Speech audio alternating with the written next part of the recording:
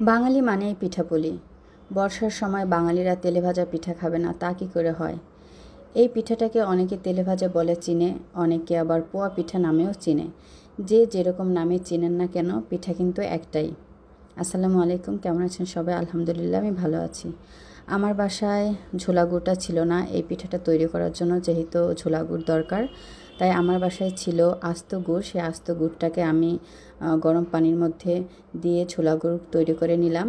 এরপর একটা পাত্রের পরিমাণ মতো আটা এবং ময়দা, তার সাথে সামান্য লবণ, স্বাদ মতন যে যেমন খান, কারণ সব কিছুরই একটা পরিমাণ রয়েছে, এক একজনের স্বাদ এক এক রকম। এরপর আমি যেই ছোলা গুড়টা করে রেখেছিলাম সেটা দিয়ে দিলাম। এখানেও কিন্তু স্বাদের একটা ব্যাপার রয়েছে, অনেকে মিষ্টি কম খান, অনেকে মিষ্টি বেশি খান। যে যেরকম মিষ্টি খান সেরকমভাবেই দিয়ে নেবেন।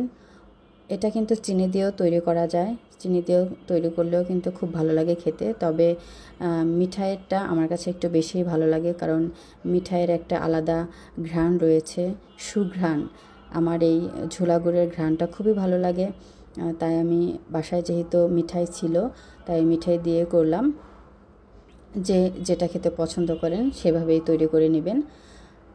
তবে একটা টিপস দিই আপনাদেরকে, এই যে পানিটা মেশালাম, এই পানিটা অবশ্যই উষ্ণ গরম পানি দেওয়ার চেষ্টা করবেন, এতে করে পিঠাটা সুন্দর ফুলবে। আর একটা টিপস হলো গিয়ে, আটা এবং ময়দার মিশ্রণটা সমানভাবে দেওয়ার চেষ্টা করবেন।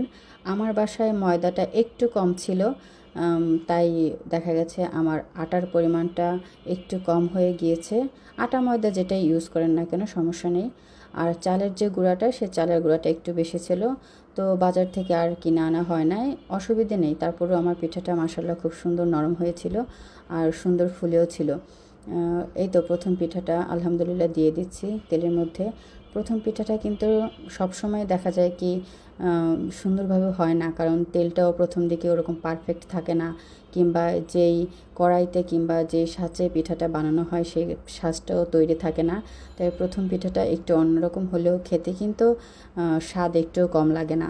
দেখতে হয়তো বা একটু অসুন্দর লাগে, শেপটা সুন্দর মতন হয় না, কিন্তু খেতে কিন্তু মাশাআল্লাহ প্রত্যেকটা পিঠাই খুব ভালো হয়েছিল।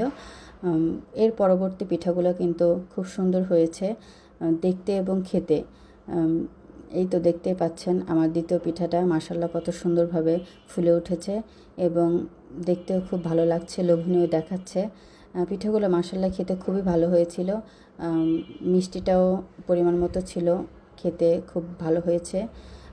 আসলে হয় কি, মিষ্টিটা যদি পরিমাণ মতো হয় তাহলে দেখা যায় একটার জায়গায় দুটো পিঠা খাওয়া যায়, আর মিষ্টির পরিমাণটা বেশি হয়ে গেলে